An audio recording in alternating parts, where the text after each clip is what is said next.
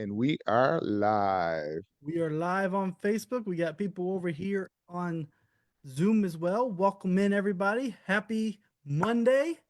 Monday it is. I want to move this over. I feel like it's causing a shadow. So, bam. It was. Yeah. That was good. I don't know why I was doing that. But okay. Happy Monday. It is beautiful out here in Cincinnati, Ohio. I must say, I must brag a little bit, but we got a problem. We have the cicadas on, they're hatching. So I don't know if you guys know what the cicadas are, but they're these bugs about yay big, and they fly everywhere for 4 weeks, 4 to 6 weeks, and they're loud and they hiss and they. I was at I Isn't was that what they only come out like every so many years? so this particular set that's out now comes out every 17 years. I heard about that one. So this one is supposed to be pretty big. I took some video. They're everywhere. I was sitting there eating lunch, and I had probably 4 to 5 land on me within 5 minutes. So How big are they? that big. So they're almost like a cockroach? Uh, they're like a, what are those called?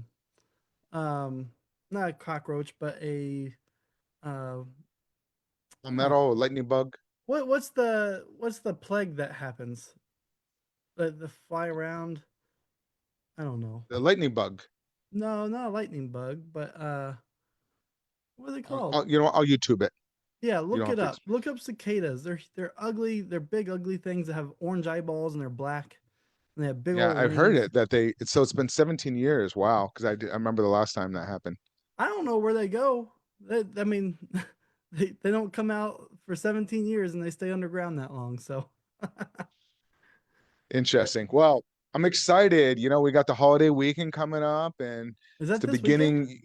Yeah, Memorial Day weekend, isn't it? Alexa, is Memorial Day weekend? When's Memorial Day Oh, weekend? it is. Dang, man, the weeks months flying by. So that's the beginning weather for you guys up north. Down here, we go into the hot summer months now, and it's hot. So, but it's all good. Nasty. But All right, let's so, see how many what's do the we have temperature? people over on Facebook? Yeah, We got a we have. couple people on Facebook. All right. So if you guys are over on Facebook, I am dropping a link into the chat here. You can join in. We are live over on Zoom where you can ask questions. This is your free coaching call from one of the best in seller financing. Any seller financing strategies, I'm pretty sure Mark has done it. I bet he's created a few himself. Mark, what's your experience when it comes to seller financing? Well, that believe it or not, you actually end up creating your own type of creative seller financing. You do like hybrids, you do different things, and sometimes you don't even realize that you're doing a creative seller financing deal.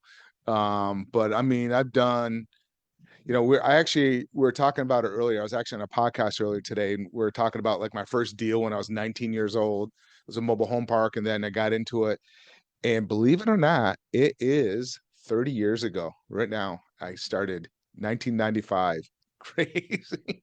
30 years? That is insane. Damn, it goes by quick. It really does. I mean, some of you guys listening, but it was so much, it was a different time. The interest rates, believe it or not, they were about the same. The interest rates at that time were around like 7.5%.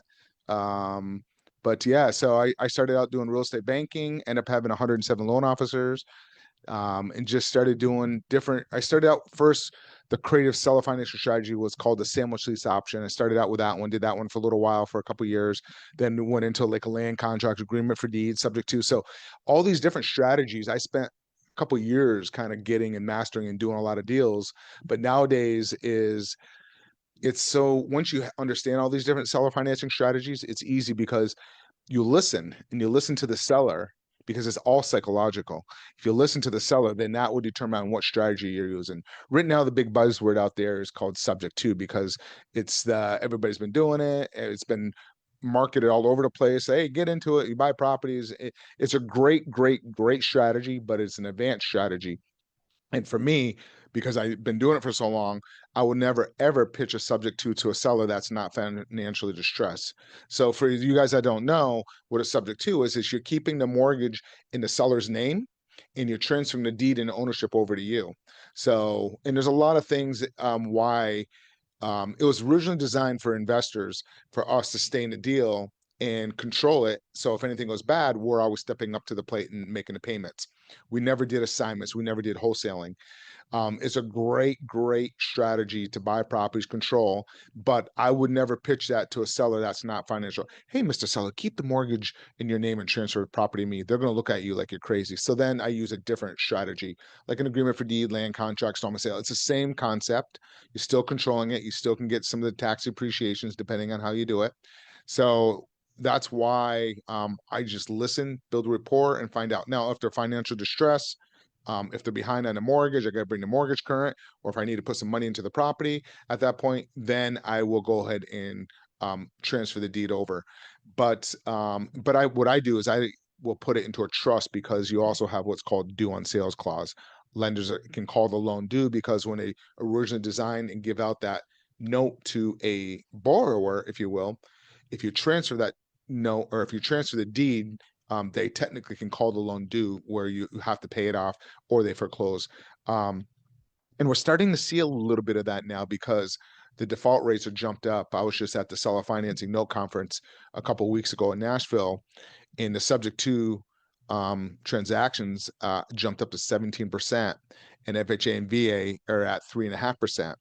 And over the years, subject to was always lower than FHA conventional because we would step up and make sure that the borrower's payment, because that's an asset for us. Why would we want to give that up?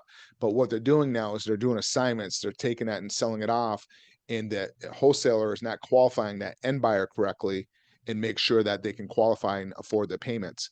And there's consumer protection regulations that a lot of these guys don't even realize. They're like, so just learn it the correct way because if you do it the correct way, you can make a lot of money. And what's really crazy, what blows me away is if you're doing, I've seen people doing assignments, they're making $10,000, $15,000. And we went through a deal analysis not too long ago where they're going to look at doing assignment because it needed work, but staying in a deal and structuring it the right way because this investor had their money tied up in a fix and flip and they didn't have the $38,000 to fix it up.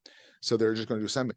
But in staying in the deal and structuring it the right way, making $171,000 instead over 5 years because you're making money on the front end or making $12,000 on the front end from the down payment from your end buyer. Your cash flowing on that deal $750 a month, and then in the back end, I think they're getting paid off like 130 something thousand, $138,000 on the back end on it when that loan becomes due, and because you're making that spread also. So you just learn it the right way because instead of doing assignments, and even if you don't have the capital, you can learn in how to do it, getting your buyer's capital. If you structure it, getting a low down payment with your seller, and then get your money from your buyer to get a larger down payment and hold some money. You always want to hold money in reserves. So if something happens, you have that money in reserves and then put some money in your pocket in the front. But you cash flow, you get that passive income where a lot of these guys, when they wholesale, they got to keep grinding and they got to keep grinding and they got to keep doing the next deal and the next deal. But once you get to a point and you're cash flowing, for me, my minimum is $500 a month. But I have deals cash flowing over $1,200 a month, $1,500 a month. So it's nice having those deals. Just it's mailbox money. It's passive income coming in, and you can structure it many different ways. As being a landlord, selling as a note. There's so many different ways of structuring it. So, Matt, I'm gonna let you take over and No, go for from here. I was sure. rambling. You're good. So when it comes to the seller financing, I mean, you mentioned something there, the subject too, right? You mentioned it's for more advanced investors, right? So It why is. why It would go ahead. no so why is people pushing for people that don't really know real estate too much? People that are just beginning. Why are the people pushing for them to do that? Because they're guru selling the program and trying to make a lot of money. That's really what it is. I mean, us investors that have been into a long time, we always tell people don't jump into subject to. Learn a different strategy first, learn a different type of seller financing strategy, or partner up with somebody with really good experience, or find a mentor that can hold your hand through the process. It's really, really critical.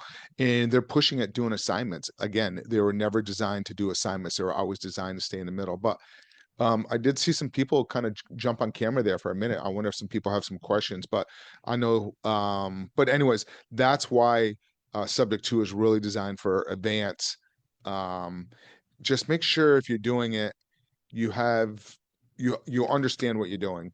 Because even like I get people calling me up like, hey, I did a deal, something happened, and this is what's happening. And so I keep talking about this one guy. He's getting sued for 100. He was getting sued for $130,000, um, because they purchased a deal from a subject to wholesaler, if you will, and the investor got the whole thing screwed up. They did a performance deed or a deed in lieu after 30 days. I mean, the whole thing was just messed up. So there's a lot that goes into it, but it's a great, great, great strategy, and you can make a lot of money if you know what you're doing. Cool. For sure. Awesome. If you guys are over on Facebook and here on Zoom, let us know where you're tuning in from. I'm here in Cincinnati, Ohio, the Midwest, great market to just invest in general. And then we got Mark. Mark's down there in Florida, living it up. It's I that time think of year to travel, though. I'm actually getting ready to head to Spain Cincinnati. next week. Yeah, I'm Where are going to you go to going? Spain next week. I think I'm going to Spain. go to Spain. Spain. Yep. Spain. This is the time of year we start traveling. We travel. I work remotely. That's why I love it. So I think we're going to the island where Rafa Nadal's from. Not this weekend, but the following weekend. We're going to go for about 4 or 5 days, come back, and then we're making plans to go to Vancouver towards the late June, early July. Spend some time over there, Tahoe, Seattle. So it's a lot of great places. So Now you are about to start traveling, huh? that's what I love about this. You can work anywhere in the world. Just now, the time zone difference can cause a little bit of an issue sometimes. So I have to start working at 4 o'clock in the afternoon some days because of the time zone difference. Yeah, that makes sense. Makes sense. Awesome. All right, so we got Tampa, we got Fort Worth, Texas. It's amazing. People all around. We got Michigan. I'm not even going to try to pronounce that area, that name. We got Dallas, Texas. Awesome. Welcome in, everybody. Welcome in. Utah, Richfield, Utah. And I see people like my hexagons. Thanks. They're just normal hexagons. Tashin's in the house. He came into my program. One of the first people that came into my programs a while ago up in Buffalo. Are you still up there in Buffalo? I'm not. I'm moving around all over the place right now. I'm on like nomadic status right now. How That you was been? I haven't talked to you in a while. I've been all right. Trying to, help these people that are all being conned into buying subject to properties. Um, and not understanding the risk because we've bought about seven of them in the last 18 months. And most people I see are just like, oh, I can get in for 10, 15,000 and own a house. And it's just it's not bad. Subject to is amazing. I mean, I had no credit, no capital, no nothing when I first started, which is what drives you into sub two. But in my opinion, if you're broke and you can't do anything and you don't have relationships, sub two is going to be the downfall of you and the consumer mortgage that you took over because when the hot water tank breaks or the furnace breaks. If you didn't have any money to get into the deal, you don't have any money to, um, deal with the issues of the deal. And I know a lot of people say, like, oh, we'll just go with the lease option or seller finance, but those people tend to default too. And you still have to take care of the property and make sure that mortgages are paid, even if somebody else isn't making those payments. So we're actually moving away from doing a lot of the sub twos and more looking at like seller financing versus doing subject twos. We'll do a subject to if it makes sense. I mean, the property I'm sitting in right now is the subject to property that we bought.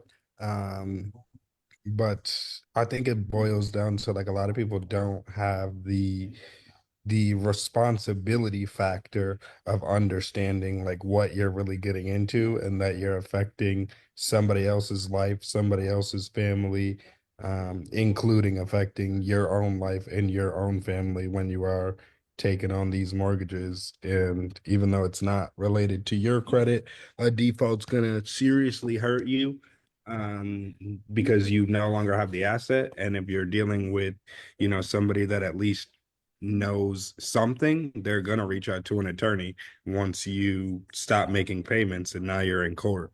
So it is an overall good strategy, but it does need to be executed. I mean, we're trying to help a lady right now who we helped them get out of foreclosure, then walked away from the property. They ended up selling to through a wholesaler that didn't even know what they were doing.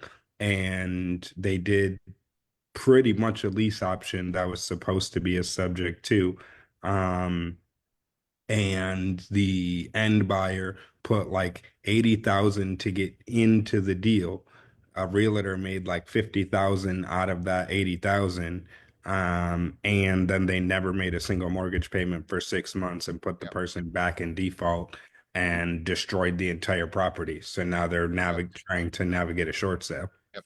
Yeah, it can be done. I mean, when it comes time when you do these type of things, what I always recommend is like if you're putting all your money down into a property, me as an investor, what I always do, if I'm putting somebody into a property and taking all the down payment and something goes bad, I always get home warranty packages on all my properties for the first 24 months to help those people putting into the property. So, or you can also hold it, even if it just makes it easier quite going around. So I'm glad you're doing well, Matt. I'm going to let you jump back in here. Thank you for joining us, Tisha. And so I really appreciate it. I'm glad you're doing well. So Matt, I'll let you jump in.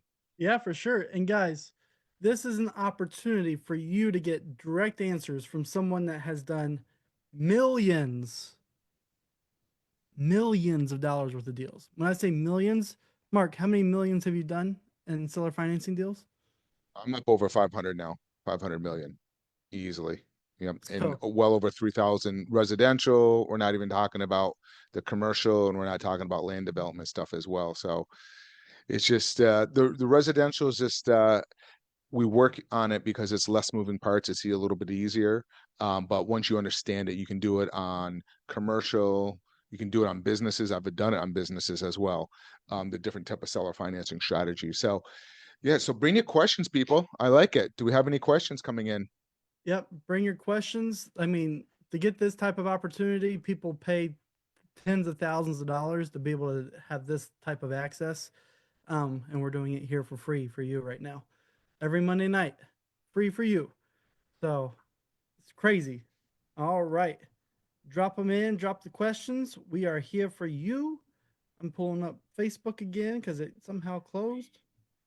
No, it happens to me sometimes. So but yeah, like back to what he was saying there a second ago, it's you can make a lot of money. Like, I know we talk about subject to because that's like the big buzzword right now, but you can do subject to, you can make a lot of money with subject to, and then you can, if you're worried because you don't have the capital, you can easily get capital partners out there. There's so many different type of capital partners that you can kind of find around. So it's not that big of an issue, but you can definitely do them all the time. So and in the straight seller financing, I love straight seller financing, working directly. Then you have agreement for deeds, same lease option. So there's so many different ways of kind of going about it. So Okay. Matt, I'll let you jump back in. Yeah. So Mario, we got a question here from Mario. Mario, if you want to hop in and ask your question, just unmute your mic. That makes it a little bit easier to make sure we fully understand what you are asking.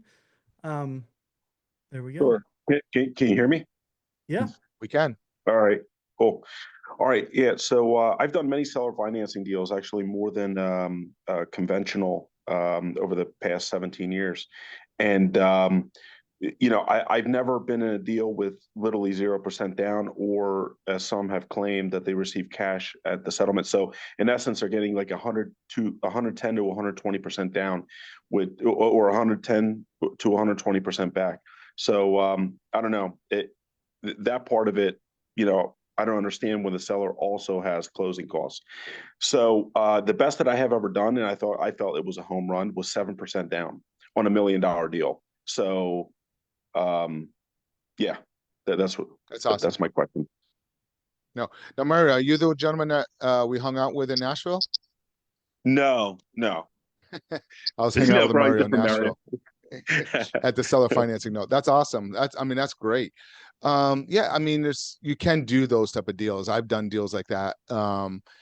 I did a mobile home park deal one time and we got money back at closing on that particular one. So there's different ways of kind of how to structure it. You're kind of going through it. It's a little different of a strategy. It's not necessarily always there's more to it that goes into it because you're also looking at it as it from a business type of point of view. But I've done so many zero. So a lot of times when we say zero down deals, we're talking zero to the seller, but you are correct. Typically you do have closing costs. You always have closing costs. I did a 13 unit with zero down to the seller. It cost me roughly about we closed. So it was 13 units. We structured in a way where we closed on August 30th. It cost us about I think $4,400, $4,500 for closing costs. And then 2 days later, we collected a little bit more than $10,000 of rent payments. So yes, I came out of pocket for a couple of days, but then I turned it around and got my money right back. But typically what I do on a lot of my deals is I negotiate a really low down payment with the seller, typically try to get low as possible, kind of listening to them. And then I'll go ahead and go under contract and I tell my seller exactly what I'm doing. I'm going to go and put somebody into the property and my agreement is between you and I. So if anything happens, my end buyer or my tenant buyer, whoever I put into property stops paying, we still make the payment because it's between you and I. So I'll go under contract. I may put some earnest money down, a couple $100, whatever it may be. And then I'll go and we'll do a long due diligence period, 45, 60 days, and we'll close like 60, 90 days. And I said, hey, at least you know that I'm here for you. So we're not in a rush. We can close whenever it's convenient for you. And it gives me time to go out and put one of my prospects and one of my tenant buyers or somebody in a property because we have a database. And then what I usually will do is I will use my end buyer's capital to take the deal down in a sense. But you come out a pocket and then you turn around and get it back. So there's a lot of different ways of doing it Okay. that way. So that's how I do a lot of mine zero down deals. Okay, so you're referring to short-term seller financing then. So in essence, like a contract for deed in a way. No, all of them, all of them. I mean, I've done them for 10 years. I've done them for 30 years. I like to get my money back out in 5 to 7 years so I can take that money and redeploy it into other assets. Right. Um, Yeah, yeah. So my standard seller financing terms that I always pitch is 10% down, 5% interest, 5 to 7 year balloon, amortize over 30 years. So that's my standard. When they come back and they start saying, well, we want 20, 30% down, I tell them, well, I could go to my credit union for that. Right. The whole yes. point, yeah, totally defeats the purpose of seller financing. But how do I get it under 10%? Is I don't know. It almost seems like an impossibility when they balk at the standard terms that I just gave you. Well, yeah. So what's your exit strategy? So the exit strategy is either, if they like the relationship after, 5 or 7 years, what have you, then we'll extend it, as I have done with some sellers. And So when I say no, I mean your exit. Like, are you holding them as rental? You putting a lease oh, option? You're right. selling them. No, Which no what? rentals. Okay, cool. Rentals. Yeah. I don't sell. I reposition myself every 5 to 7 years anyway. So, I'll either refinance back with my credit union or I'll sell it. Okay. So when I go into it, how I get a lot of my deals, I get them through bird dogs. Like for example, Trashmen, they work the neighborhood, landscaper, snowplow removals. Where I get my home run deals are through hospice nurses. And I'll just give you a quick scenario on a hospice nurse deal real quick. So the daughter called me up. Her parents are in the mid 80s. The father's in hospice. They're to a point now where the mother, she can't help him to the restroom. So they had to move in the daughter. The daughter lived over 3 hours away. I pitched I said, just take what you want, whatever you don't want, leave behind. I mean, they left everything behind, cable boxes, modems, everything there. And then I went into it and pitched them a cash offer or a seller financing offer. They went with a seller financing offer at a 4% interest rate. My payment to them is $991 a month. I got zero down in 2 months with no payments. And then I turn around, I use that like some money for some light cosmetics, fixed it up, told around, sold it to my end buyer, wrapped it. his rate, I added $79,000 to purchase price. His rate is 7.75. He's paying a little bit more than $2,200 a month. Out of $2,200 a month, I'm giving the seller their $991 a month. And he put $23,000. I'm sorry, $30,000 down. When it was all said and done, my profit margin on that front end was $23,000, and I gave the hospice nurse $2,000 or 23. I don't remember exactly, somewhere between $2,000 to $2,500. So I get that's a zero down deal type of situation. So majority of these, and you're talking about relationships, majority of these is, and this is where a lot of people don't understand. I'm sure you understand it because you said relationship, but you have to treat it like a marriage when you're starting to have these conversations with sellers. You're getting to know each other. 80% of my phone call is just getting to know them. I want to know their dog. I want to know their children. I want to know the head person, the heart person. And I want them to know me, because I want to make sure they want to make sure that I'm going to do what I'm saying, and I want to make sure they're not a crazy seller, because I've had those. Hey, where's my payment? That type of situation. So if I understand what they're trying to do and what they're trying to accomplish, and I can figure out a way to be creative to structure it with no money down. I did another one. A gentleman was open to seller financing. He wanted $30,000 down, and the house was only worth $120,000. It wasn't worth it. Like you said, I could go get an investor loan. While going through this whole process and spending a half hour, I found out what he needed. 30,000. He wanted $25,000 for a camper, and he wanted some spending money. During the process, I found out he banked with a credit union. He's got good credit and everything. I told him, what isn't he? I told him I'll give him $3,500 down.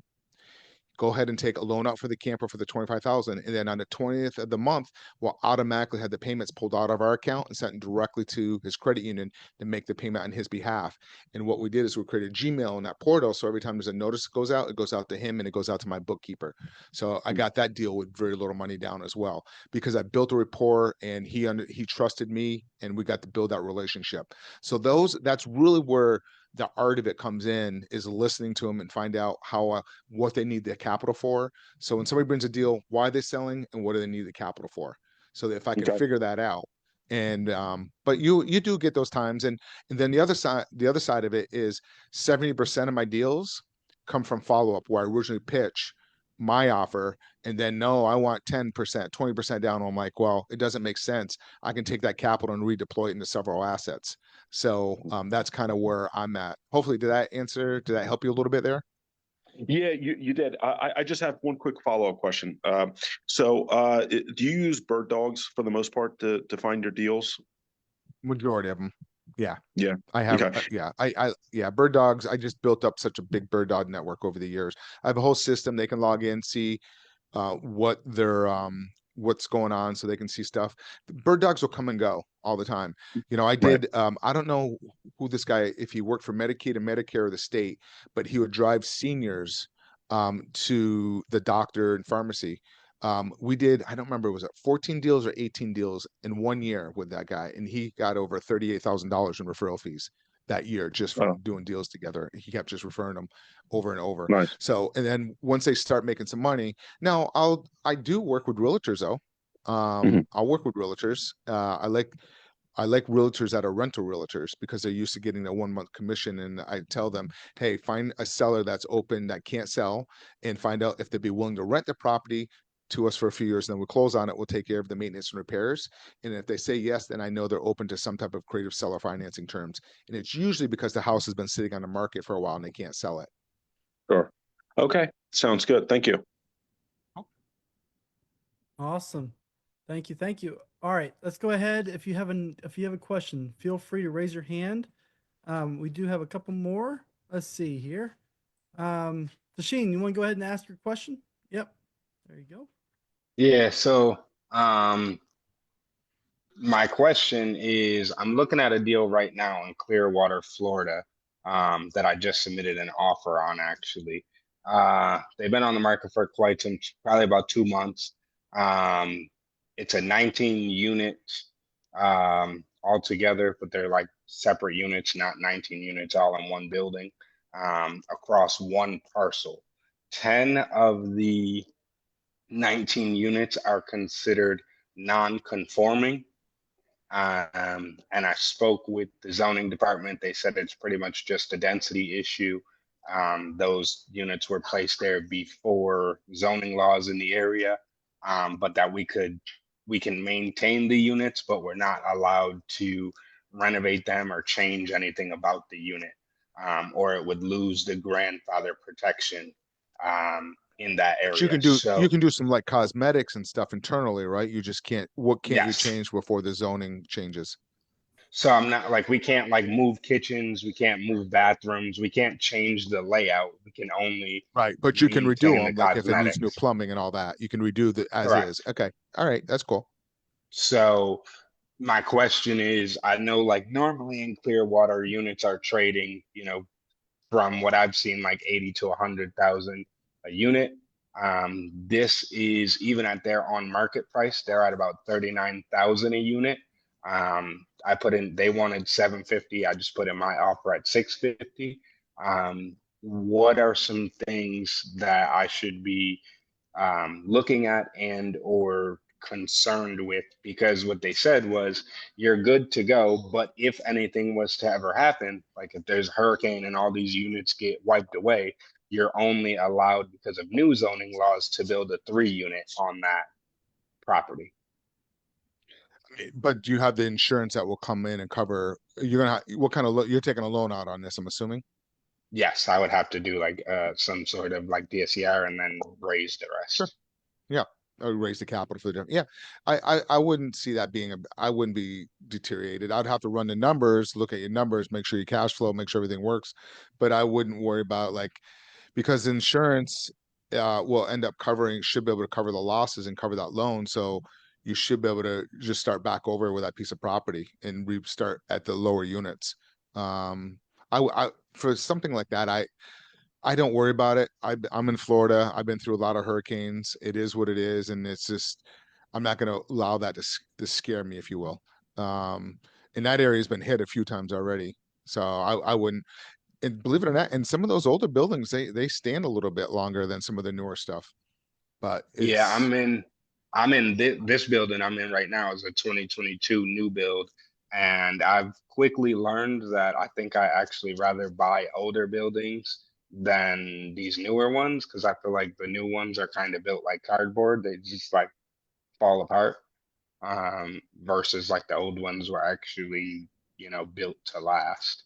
Um, so I definitely agree with that. well, yeah. I wouldn't. I would just keep running with it and just do your due diligence on it, just like your normal process. All right, not a problem. And then just to kind of give some feedback on what Mario was saying, like this property that we bought, we had a $21,000 entry fee, and at closing, I actually made $7,000 for negotiating the deal. Now I have a PMP or private money partner because I want to be able to spread the, more eyes on something is always better for me. So most of the Yep. deals I do, I have a private money partner on the deal. They get some equity, they get cash flow, they bring the money to the table. I bring the deal. But You essentially, I got it. brought the deal, structured it with the seller, and on the HUD statement, I was actually paid 7,000 at closing plus 50% of, 50% of all the cash flow every single month. So Nice you job. can definitely make money Yeah, on your HUDs for sure. absolutely. Cool. Nice job. I see a lot of questions here, Matt. Yes, let's get to Debbie. Debbie, are you able to unmute yourself? You have a lot going on in that situation. So, Debbie, you would be next. If we can get you unmuted, that'd be preferred. There we go. Okay. Can you hear me? Yep. Okay. Yeah, so this is crazy. I seen, I'm in quite a few groups on Facebook, and that's where I noticed this building. It's a former granary, so I don't know if you're familiar with, the Midwest granary kind of buildings. It's right next to a railroad track. Farmers used to take their grain there, railroad would pick it up, kind of thing. So this is a huge, like 18,000 square foot, 1,800 square, big, big, big, big, big Is it a building. mill, like an old mill type of situation? Yes, yeah, but it's Okay. reinforced concrete. It's on 2 acres. This guy, the owner, says he's a realtor. I looked at his Facebook page. Says he's a realtor. He's a builder. I've seen him in some of the Detroit groups with new builds. I don't know how or why he picked this up, but he's decided not to go forward with it. He had it listed last year on the MLS for 500,000. It did not sell. He's looking for 300,000 now, and so I said, well, I'll market it for 350. That'll give us some wiggle room. He said, okay, get 350. You can have $50,000. I do not have any type of contract. I've never wholesaled a single property in my life, and now I have this. Now all of a sudden I need a developer. I need to wholesale, and yeah, I'm in over my head, but I do see a potential to make some money. So I don't even know how to find these builders. Do I start looking at apartment complexes? Who built that apartment complex? Yeah. Now you said, is that you that you said there's a grant available for 1.5 million? Is that the same deal? Yes. Yep. The Michigan Economic Development Committee, up to one for if you build 24 apartments, it's 1.5 million. So you don't have it on a contract yet? No. Okay. So I would definitely get it under contract. And then give yourself a long, did you guys talk about the diligence period or anything like that? The inspection period or any of that stuff? No, we have not. Right. He's very short with me. He seems stressed. He just wants to sell it, and he doesn't want to. And yeah, so I would probably get an attorney involved in this one to help you with the contract because usually on stuff like that, I don't close my deals until all my approvals and everything from the city has been approved and through the process permits. And I usually will close like 30 to 45 days after the final approval that's been approved from if you're going to do a development. And then even if you're going to wholesale it, it makes your deal more attractive to your end buyer. Okay. So that's what I would do. I would get a realtor involved and help you. I mean, a realtor and attorney involved and help you put the contract and make sure you have the assignment clause in there. And then if it's a great deal, then use a lot of different options. You can go out there, find another developer and stay in the deal, or you can sell it to a developer, or both. You can get a little piece of it and a piece of the deal and percentage of it. So that's what I would probably recommend doing. Have you talked to the city and the town, the zoning, and do a little research there? It sounds like you did if you found out you can get a grant. Yes. Yep. I did, and I found the grant. The city's on board. They did put in a new development, well, newer, like within the last 20 years, kind of across the street from this, and it's pretty successful. They made it like industrial look, those type of apartments. Um, there is a need for housing. I live in Owasso. On every Owasso page, every single day, somebody's asking for a place to rent. So I know there's a need here. We're about 30 miles east of Lansing, which is the state capital. Yeah, so that's what I would do. I would just get an attorney and write it up and have a long due diligence period, inspection period on it, and then closing after the city gives you the final permit to be able to develop. Okay. All right. Cool. Thank you. I'd like to hear it. Good luck. Let us know how you make out. All right. Thank you. Cool. Matt, you're on mute if you're talking, Matt. No, I'm not. No. So, all right. So, we have some questions here about the down payment, or actually the interest rate. What is a good interest rate for seller financing? So it depends what your strategy is. Like if you're going to sell your note, you want the highest interest rate as possible in the note world. Um, that's like what I think Mario's even asking about, like, where to get capital and stuff. We can talk about that in a minute. But um, for me, I would rather take a lower rate and get a higher sales price because if my buyer buys my property and pays me off sooner, I can't collect all the interest.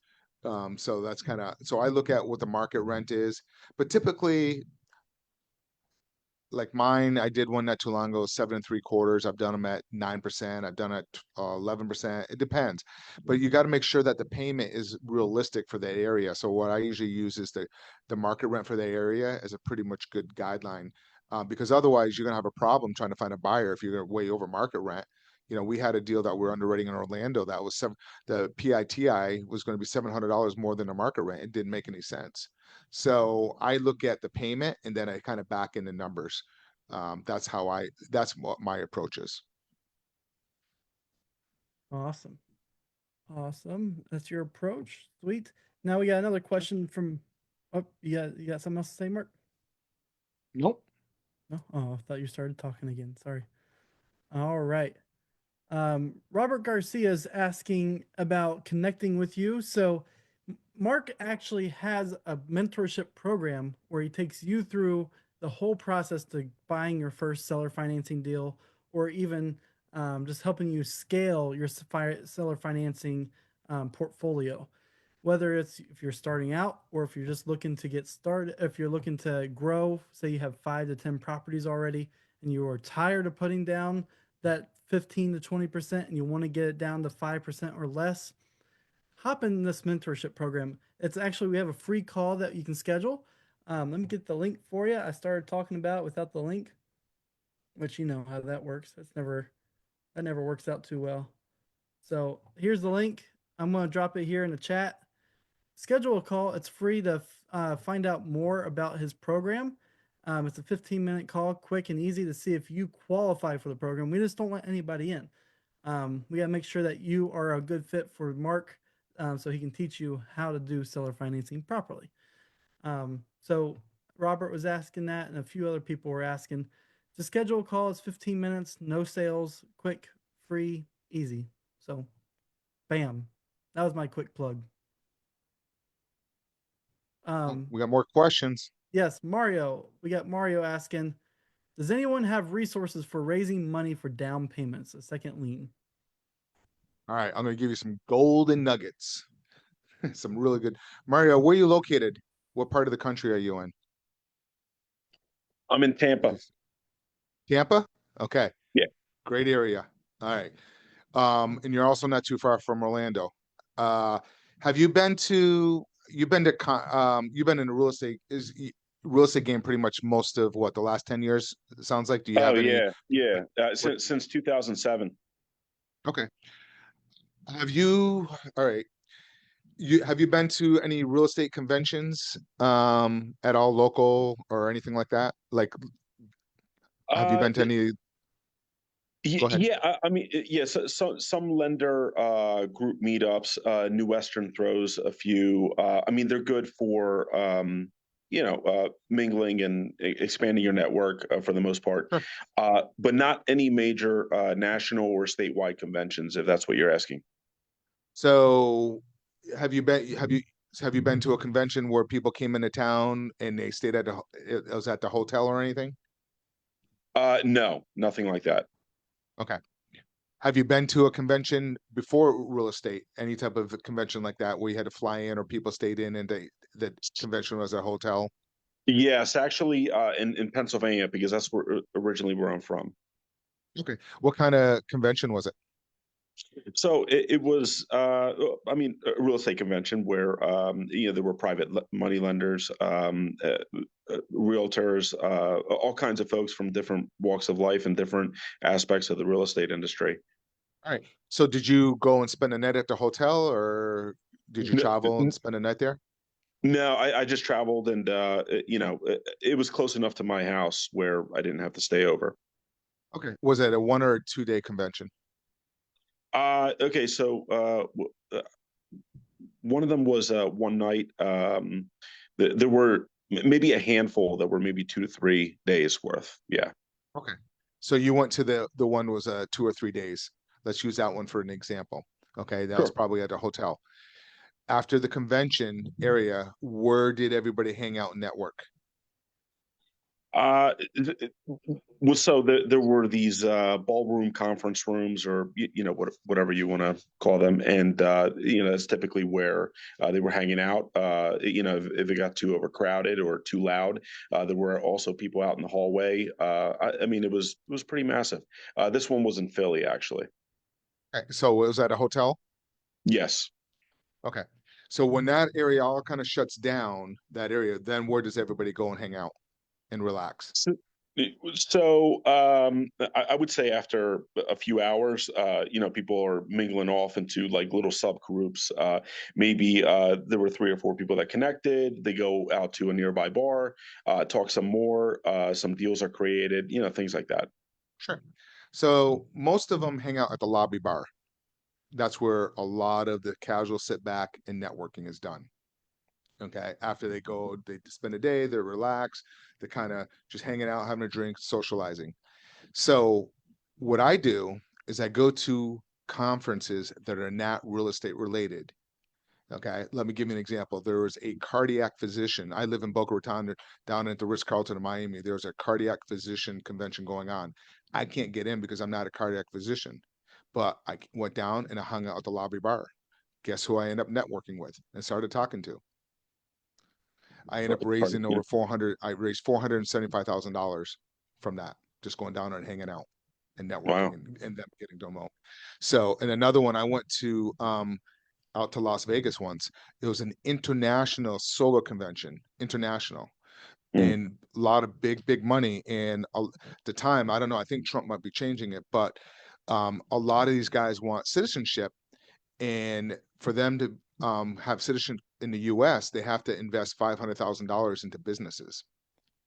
So I had 4 people pitch in over $500,000. This was several years ago.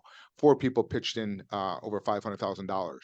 Now they can't be lenders; they have to be invested in an LLC. That's the difference. So you can talk to an attorney. There's attorneys that do that.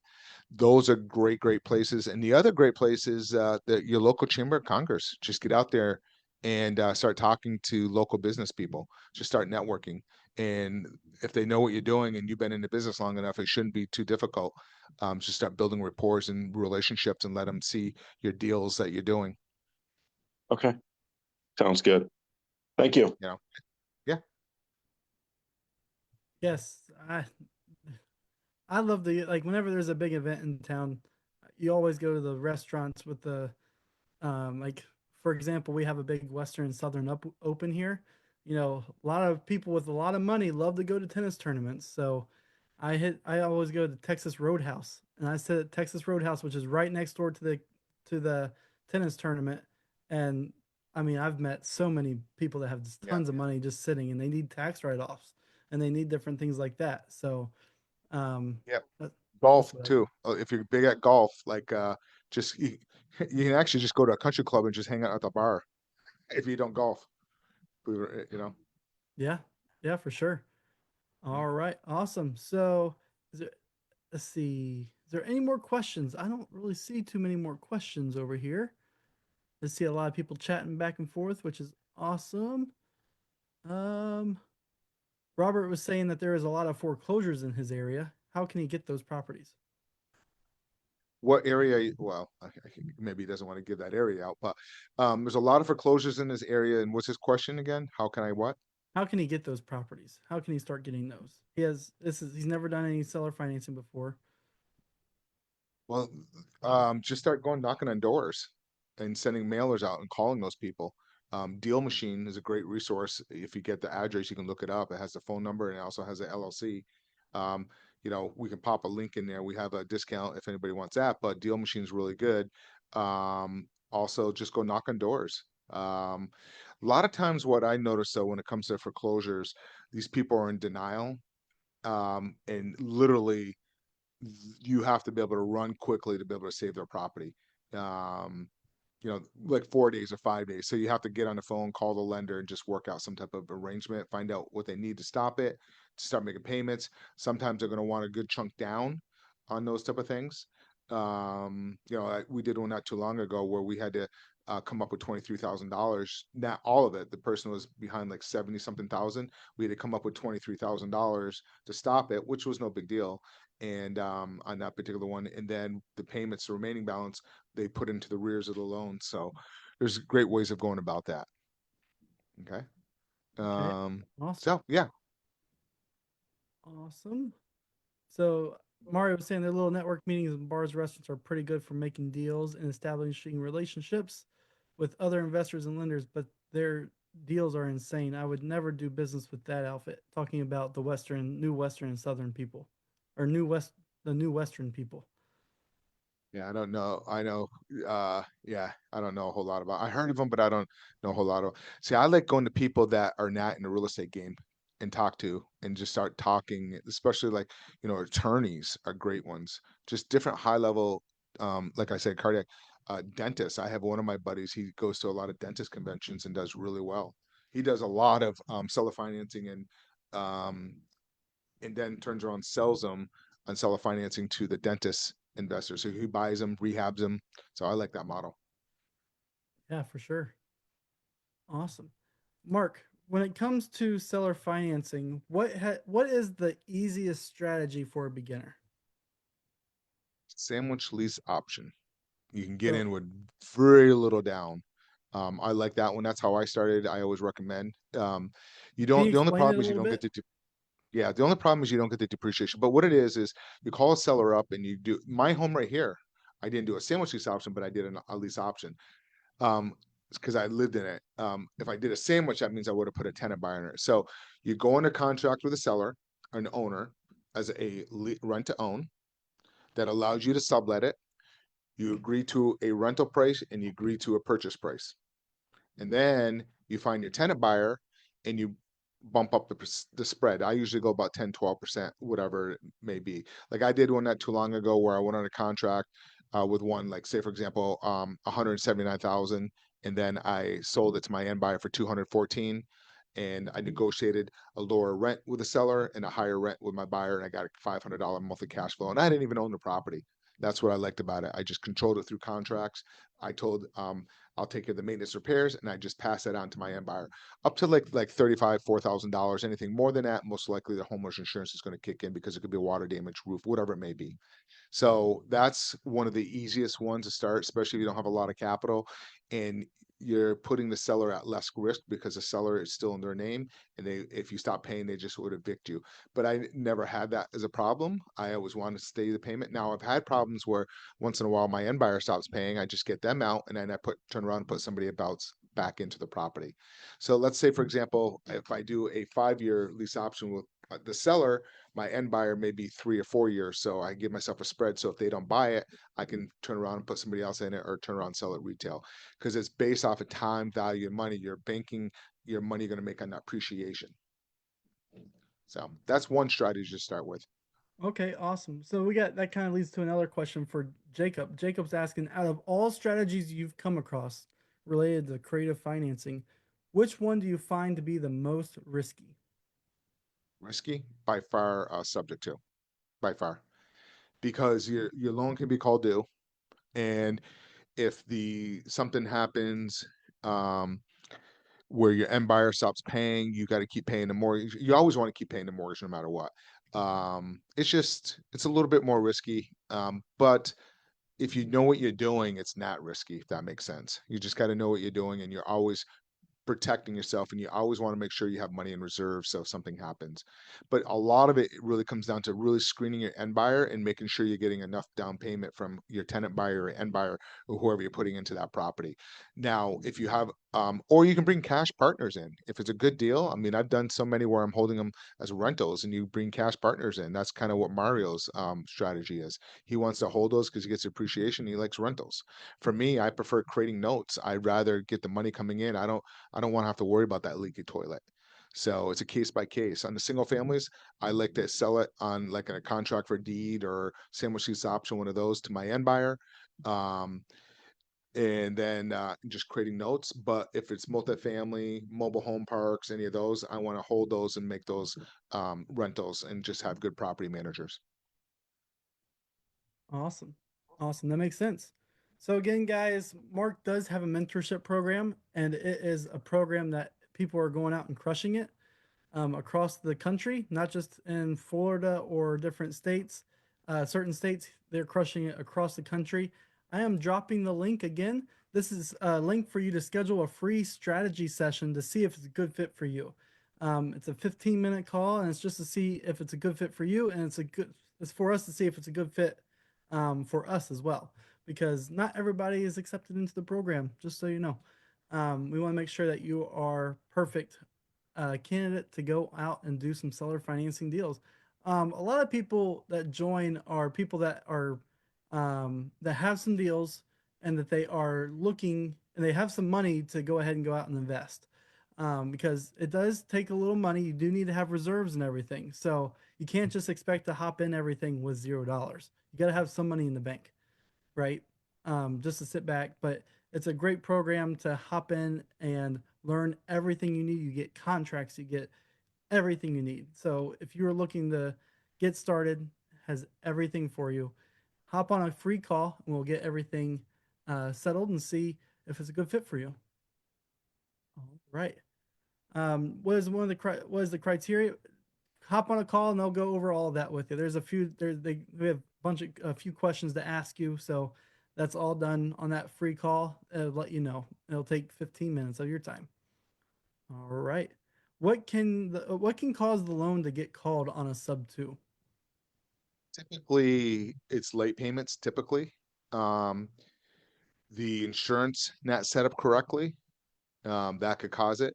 Because insurance, you got to be careful because the insurance company, if you, whoever is technically on deed, and if insurance, the person's name of the policy is not also the owner of the policy, the insurance company technically cannot cover it.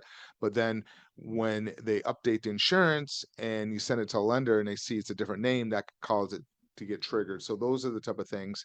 Um, and those are the main ones. But what's happening now, some lenders are starting to pull deeds or pull the title once a year now, and calling loans due, trying to get ahead of it because the default rates jumped up. They never used to do that. They didn't care about it. Payments were always being made, but we're starting to see a few lenders be a little bit proactive because it costs a lot of money and it's hard for a lender. Um, when they foreclose on a person and they go to foreclose on the original note holder, but they don't own that property. So then it becomes a mess. So then they have to sue two people. They got to sue the original note person and then whoever's the new person on deed. So it costs a lender a little bit more money. And so that's why they're being a little bit more proactive. What's happening is if it does get called due, it's really easy to fix. There's so many different ways of kind of going about that and fixing it. But that's kind of one of the main reasons why I like putting money into a trust because makes it look like it's done for estate purposes. Now, it still can be still called due. It doesn't protect it. It's not 100% guaranteed, but it just helps a little bit. You're on mute again, Matt. Oops. Do you think they would do such thing if the end buyer is overpaying? Do you think they would do? What do you mean by Y- overpaying? Um, Say, I so guess do you think? probably if the proper, like, say if they buy, like, say if you put a price on it that is over what's appraised, I'm assuming. Well, the other thing is if they know it's called due and somebody has like a 3% interest rate, they can call that loan due and then turn around and redeploy that capital at like a 6 or 7%. They're getting a higher return on their money, and that's one of the other reasons why they want to call loans due right now, because they can turn that bank and lend their money out at a higher interest rate. So, but long as you do, I wouldn't be worried about it. I have one right now. I got an email today from a loan servicer on one of my deals where I guess they had some bad weather and a tree fell on the garage roof, and that's a subject too. So I got to get involved and make sure that the insurance is done correctly. Gotcha. Okay. For example, if the mortgage is $2,000 a month, but they are paying $4,000 a month. It probably wouldn't, but why would you want to do that? I would want that cash flow and take that other $2,000 and deploy that into another asset. Unless that's your primary residence. If you're doing it for an investment, I wouldn't recommend it. Take that capital and deploy it in other assets. But if it's your primary residence and you want to do that, I don't see any problem with that. But that's for me. I'd rather take my money and spread it and get more money in return instead of having it go into one asset.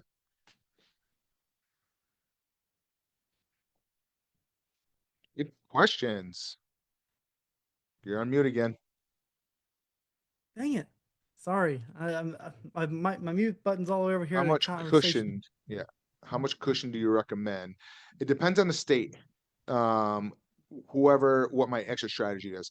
For example, if it's not a landlord friendly state, I don't like to do lease options because landlord tenant law can come into place. But In that state, I'll probably do sell it like on a contract for deed or agreement for deed. Um, Usually 6 months. That's kind of what I look for. But like in Florida, I'll do like 3 months because I can have them out much quicker. So it depends on the state. Awesome. And Mario, if you want to learn more about his program, just schedule a call. We don't. Mark doesn't really answer too many DMs as he gets so many. Just so you know, when it comes to messages, we prefer to keep everything out of his inbox because they will get lost. Getting lots of messages over there. Awesome. We got one up. We're at 8:30. Let's take one more question. Anybody have one more question? We'll do one more before we hop off. Let's see. Yep. That was a good one. Mario, Jacob, 100K for every million in real estate. That's 100% you can control. Where else can you? And I tell people that, like, oh, I want to put my money in the market, stock market. Sure, you put like, Mario's example, you put $100,000 in the stock market. What's it? You're still at 100,000, but you take $100,000 and put it in real estate, you can control a couple $1 million worth. So what he's referring to is how much money, referring to the last Oh, question. 100,000? Yeah, Yeah. a million easily, minimum. You can go a lot higher than that. Awesome. I'm having a hard time seeing some of the stuff on my screen over here. Oh, you're good. All right. That looks like it's it. No one else has any questions. Perfect. Again, if you guys want to learn more about Mark's program and how you can get started in the seller financing, I just put the link again in the chat over on Facebook and Zoom. Go ahead and hop on a free call. It's 15 minutes. It'll take just a quick minute just to see if you're qualified to join the program and if it's a good fit for you. So, Mark, you good? Your eyes going blurry? Been a long day. I've been on a lot of Zoom back to back today, so it was great. And this is great. I'm glad everybody came. A lot of great questions, and hopefully this was very helpful for everybody. Awesome. All right, guys. We appreciate your time. Thank you. And I have a call I gotta hop on. So I'll talk to y'all later. Appreciate it, guys. Take care. Be well. Bye-bye.